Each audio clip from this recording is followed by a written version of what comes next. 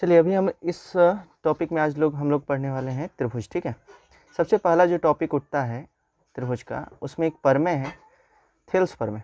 ठीक है, थेल्स प्रमेय क्या बोलता है उस चीज़ को लिखते हैं। ठीक है, देखिए क्या बोलता है, किसी त्रिभुज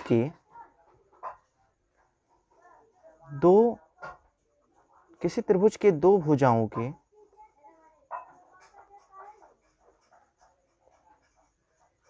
भिन्न भिन्न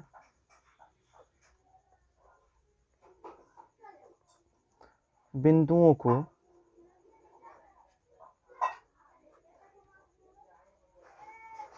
मिलाने वाली रेखा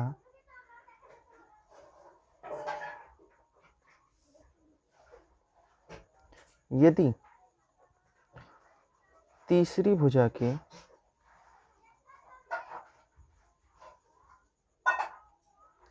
के समानांतर हो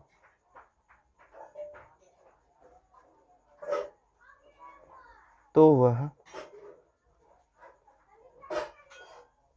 दोनों भुजा को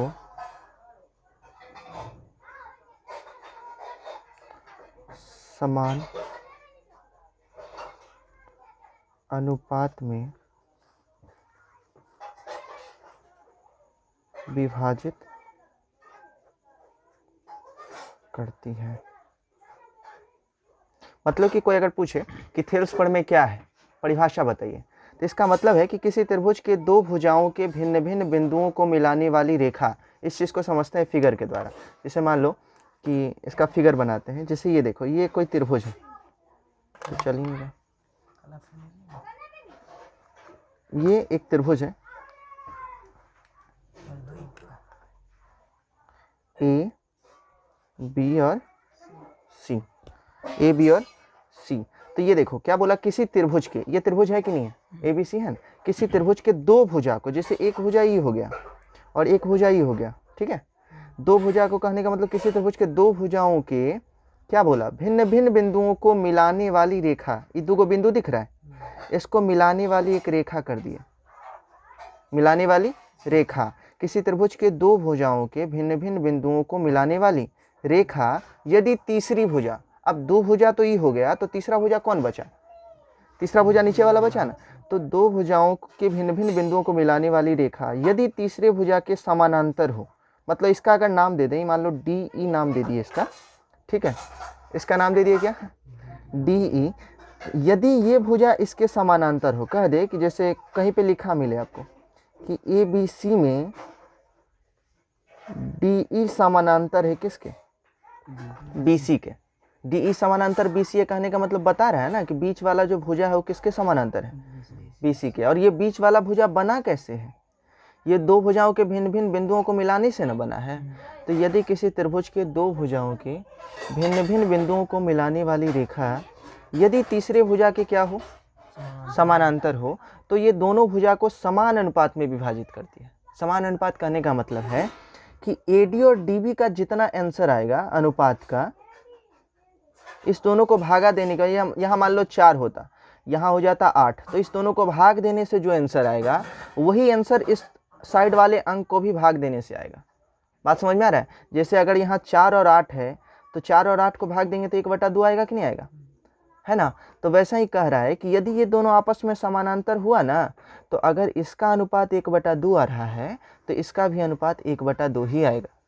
बात समझ में आ रहा है, मतलब कि अगर AD बटा DB 1/2 है तो AE बटा EC भी क्या होगा, 1/2 होगा। कहने का मतलब AD बटा DB बराबर होगा किसके, AE बटा EC के।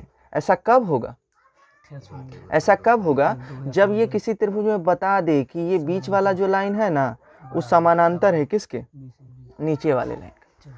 जब भी ऐसा लिख देगा ना किसी त्रिभुज में, तो आप ऑटोमेटिक ये वाला चीज लिख सकते हैं। ठीक है, ऐसा पूछेगा कि किस आधार पे आप ऐसे लिख दिए, तो बोलिएगा कि ये जो है थेल्स प्रमेय के आधार पे हुआ है। बात समझ में आ रहा है, क्लियर हुआ। अब जैसे क्वेश्चन किस टाइप से पूछेगा, इस पे क्वेश्चन ऑब्जेक्टिव जो बन सकता है उसके बारे में देखेंगे। जैसे कि मान लीजिए कि आपको एक क्वेश्चन दिया, एक त्रिभुज दे देता है, जैसे मान लीजिए पहला सवाल ऑब्जेक्टिव टाइप के लिए हम बनाते हैं।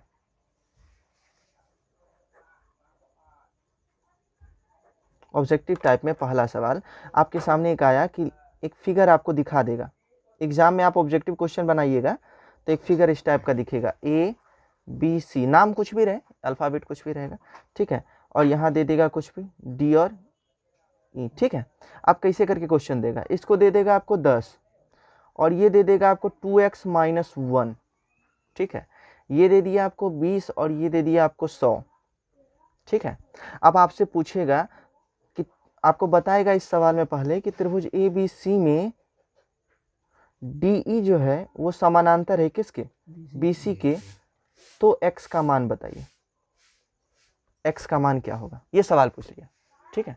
अब ये सवाल पूछ लिया तो हम जैसे ही देखें कि बीच वाला लाइन इसके समानांतर बोल रहा है तो हम इस परिभाषा को यहाँ पढ़ चुके हैं कि थेल्स प्रमेय में यह बताया गया है कि किसी त्रिभुज के दो भुजाओं के भिन्न भिन्न बिंदुओं को मिलाने वाली रेखा यदि तीसरे भुजा के क्या हो, समानांतर हो, यहाँ देखिए तीसरे भुजा के समानांतर बता रहा है, ये वाला रेखा बता रहा है ना, तो ये दोनों भुजा को समान अनुपात में विभाजित करेगी, ये नियम के अनुसार है। कहने का मतलब है कि अभी आप चूंकि ऐसा है, चूंकि डी ई समानांतर है क्या बी सी, डी ई समानांतर बी सी है, इसलिए अभी हम ये लिख सकते हैं कि ए डी बटा डी बी बराबर हो जाएगा किसके, ए बटा ई सी के। अब इस तो ये तो नियम हो गया, यहाँ कारण लिखेंगे, किस कारण से, थेल्स प्रमेय से।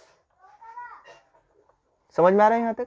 अब देखिए ए डी का मान कितना दिया है 10 और डी बी का मान कितना दिया है 2x माइनस 1, ए का मान कितना दिया 20 और इसी का जैसे जैसे सूत्र पे रख दिए।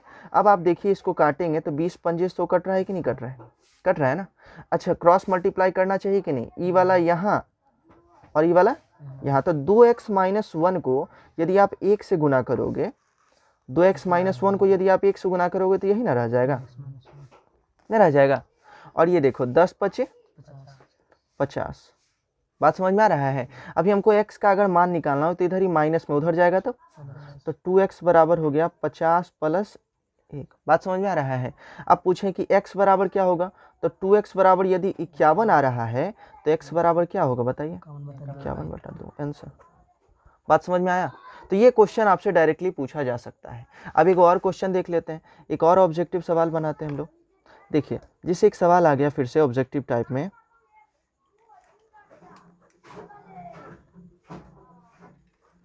कि ये कोई त्रिभुज है, जैसे मान लीजिए पी क्यू और आर त्रिभुज है, ठीक ना, और ये बीच वाला जो लाइन है एम और एन, ठीक है, क्लियर है। यहाँ पे आपको ये दे दिया ये 6 सेंटीमीटर, ये दे दिया 12 सेंटीमीटर, ये दे दिया है 24 सेंटीमीटर। आई पूछ रहा है, ये आपको पता नहीं। आई एक चीज़ बता देगा कि त्रिभुज पी क्यू आर में एम एन समानांतर है किसके, क्यू आर के। जब तक ही नहीं बोलेगा तब तक हम अनुपात यूज नहीं कर सकते, क्योंकि ये बोला है कि जब तक ये अगर तीसरे भुजा के समानांतर होगा तब दोनों को समान अनुपात में विभाजित करेगा। तो ये तो लिखना जरूरी है, ठीक है। अब हम इसको बनाने जब जाएंगे तो लिखेंगे आंसर, लिख के लिखेंगे कि चूंकि, चूंकि को कैसे लिखते हैं, 2 बिंदु ऊपर है 1 बिंदु नीचे, ही चूंकि हुआ, चूंकि एम एन समानांतर है किसके, क्यू आर के, इसलिए हम लिख सकते हैं पी एम बटे एम क्यू बराबर पी एन बटे एन आर, है ना, पी एन बटे एन आर। अब देखिए पी एम का वैल्यू कितना है 6, एम क्यू का 12, पी एन का नहीं पता x बोल दीजिए, एन आर का 24, काटिए इसको, ये देखिए ये तो 1/2 ही है गया, गुना करें, गुना करें इससे, ये इससे गुना हो जाएगा तो हो जाएगा 2x और ये इससे गुना हो जाएगा तो हो जाएगा 24, है ना। अब यहाँ से x बराबर कितना, x बराबर आ गया हमारे पास 24/2, कितना आ गया। बात समझ में आ रहा है, कहीं कोई परेशानी है, कुछ परेशानी नहीं है, पक्का समझ में आ गया। चलिए ठीक है, अब हम पढ़ेंगे, ये तो थेल्स प्रमेय बता दिए, थेल्स प्रमेय कैसे प्रूव होता है नेक्स्ट वीडियो में हम लोग देखेंगे, ठीक ना। आगे बढ़ते हैं, चलिए अभी हम इस टॉपिक में आज हम लोग पढ़ने वाले हैं त्रिभुज, ठीक है। सबसे पहला जो टॉपिक उठता है त्रिभुज का, उसमें एक प्रमेय है थेल्स प्रमेय, ठीक है। थेल्स प्रमेय क्या बोलता है उस चीज़ को लिखते हैं, ठीक है। देखिए क्या बोलता है, किसी त्रिभुज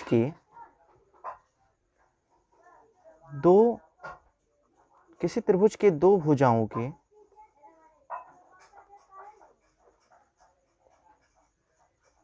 भिन्न भिन्न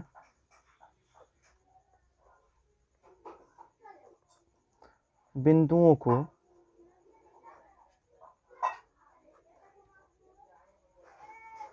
मिलाने वाली रेखा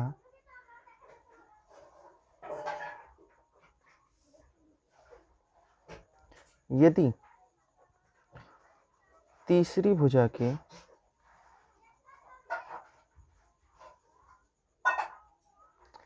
समानांतर हो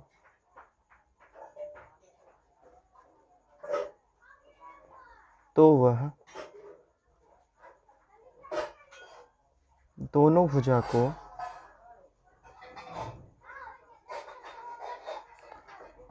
समान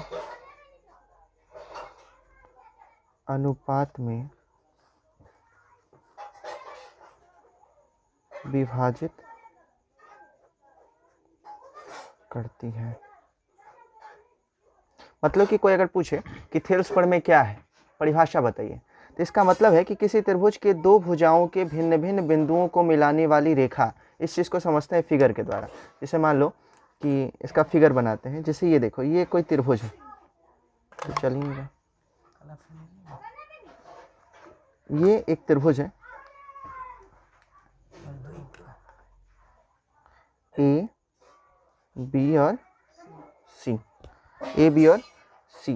तो ये देखो क्या बोला, किसी त्रिभुज के, ये त्रिभुज है कि नहीं है, ए बी सी है ना, किसी त्रिभुज के दो भुजा को, जैसे एक भुजा ये हो गया और एक भुजा ये हो गया, ठीक है, दो भुजा को कहने का मतलब किसी त्रिभुज के दो भुजाओं के क्या बोला, भिन्न भिन्न बिंदुओं को मिलाने वाली रेखा, ये दो बिंदु दिख रहा है, इसको मिलाने वाली एक रेखा कर दिए, मिलाने वाली रेखा, किसी त्रिभुज के दो भुजाओं के भिन्न भिन्न बिंदुओं को मिलाने वाली रेखा यदि तीसरी भुजा, अब दो भुजा तो ये हो गया, तो तीसरा भुजा कौन बचा, तीसरा भुजा नीचे वाला बचा ना, तो दो भुजाओं के भिन्न भिन्न बिंदुओं को मिलाने वाली रेखा यदि तीसरे भुजा के समानांतर हो, मतलब इसका अगर नाम दे दें, मान लो डी ई नाम दे दिए इसका, ठीक है, इसका नाम दे दिए क्या, डी ई, यदि ये भुजा इसके समानांतर हो, कह दे कि जैसे कहीं पे लिखा मिले आपको कि ए बी सी में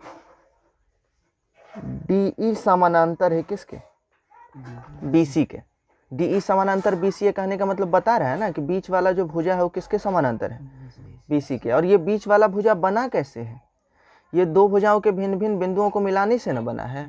तो यदि किसी त्रिभुज के दो भुजाओं के भिन्न भिन्न बिंदुओं को मिलाने वाली रेखा यदि तीसरे भुजा के क्या हो, समानांतर हो, तो ये दोनों भुजा को समान अनुपात में विभाजित करती है। समान अनुपात कहने का मतलब है कि AD और DB का जितना आंसर आएगा अनुपात का, इस दोनों को भागा देने का, यहाँ मान लो 4 होता, यहाँ हो जाता 8, तो इस दोनों को भाग देने से जो आंसर आएगा वही आंसर इस साइड वाले अंक को भी भाग देने से आएगा।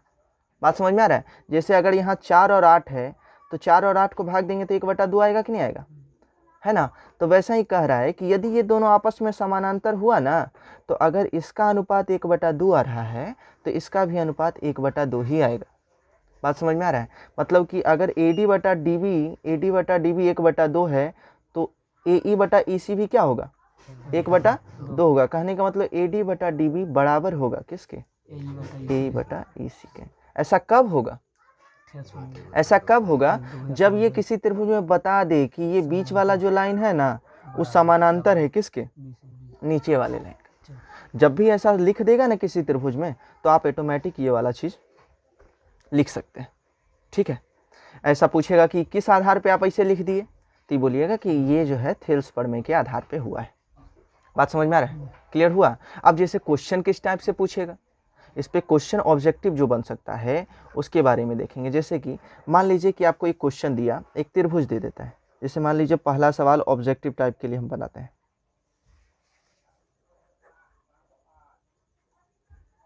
ऑब्जेक्टिव टाइप में पहला सवाल आपके सामने एक आया कि एक फिगर आपको दिखा देगा।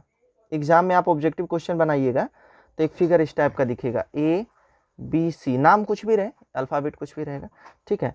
और यहाँ दे देगा कुछ भी D और E, ठीक है। आप कैसे करके क्वेश्चन देगा, इसको दे देगा आपको 10 और ये दे देगा आपको 2x - 1, ठीक है। ये दे दिया आपको 20 और ये दे दिया आपको 100, ठीक है। अब आपसे पूछेगा कि आपको बताएगा इस सवाल में पहले कि त्रिभुज ए बी सी में डी ई जो है वो समानांतर है किसके, बी सी के, तो x का मान बताइए, x का मान क्या होगा, ये सवाल पूछ लिया। ठीक है, अब ये सवाल पूछ लिया तो हम जैसी देखें कि बीच वाला लाइन इसके समानांतर बोल रहा है, तो हम इस परिभाषा को यहाँ पढ़ चुके हैं कि थेल्स प्रमेय में ये बताया गया है कि किसी त्रिभुज के दो भुजाओं के भिन्न भिन्न बिंदुओं को मिलाने वाली रेखा यदि तीसरे भुजा के क्या हो, समानांतर हो। यहाँ देखिए तीसरे भुजा के समानांतर बता रहा है, ये वाला रेखा बता रहा है ना, तो ये दोनों भुजा को समान अनुपात में विभाजित करेगी, ये नियम के अनुसार है। कहने का मतलब है कि अभी आप, चूंकि ऐसा है, चूंकि डी ई समानांतर है क्या, बी सी, डी ई समानांतर बी सी है, इसलिए अभी हम ये लिख सकते हैं कि ए डी बटा डी बी बराबर हो जाएगा किसके, ए बटा ई सी के। अब इस तो ये तो नियम हो गया, यहाँ कारण लिखेंगे, किस कारण से, थेल्स प्रमेय से। समझ में आ रहा है यहाँ तक। अब देखिए ए डी का मान कितना दिया है 10 और डी बी का मान कितना दिया है 2x - 1, ए का मान कितना दिया 20 और इसी का जैसे जैसे सूत्र पे रख दिए। अब आप देखिए इसको काटेंगे तो 20 पंजे 100 कट रहा है कि नहीं कट रहा है, कट रहा है ना। अच्छा क्रॉस मल्टीप्लाई करना चाहिए कि नहीं, ई वाला यहाँ और ई वाला यहाँ, तो 2x - 1 को यदि आप 1 से गुना करोगे, 2x - 1 को यदि आप 1 से गुना करोगे तो यही ना रह जाएगा, नहीं रह जाएगा। और ये देखो 10 पचे 50, बात समझ में आ रहा है। अभी हमको x का अगर मान निकालना हो तो इधर ही माइनस में उधर जाएगा, तो 2x बराबर हो गया 50 + 1, बात समझ में आ रहा है। अब पूछें कि x बराबर क्या होगा, तो 2x बराबर यदि 51 आ रहा है तो x बराबर क्या होगा बताइए, 51/2 आंसर। बात समझ में आया। तो ये क्वेश्चन आपसे डायरेक्टली पूछा जा सकता है। अब एक और क्वेश्चन देख लेते हैं, एक और ऑब्जेक्टिव सवाल बनाते हैं हम लोग। देखिए जिससे एक सवाल आ गया फिर से ऑब्जेक्टिव टाइप में,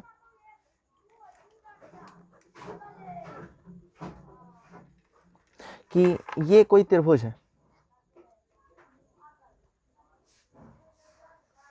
जैसे मान लीजिए पी क्यू और आर त्रिभुज है, ठीक ना, और ये बीच वाला जो लाइन है एम और एन, ठीक है, क्लियर है।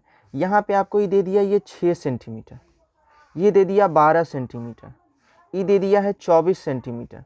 आई पूछ रहा है, ये आपको पता नहीं।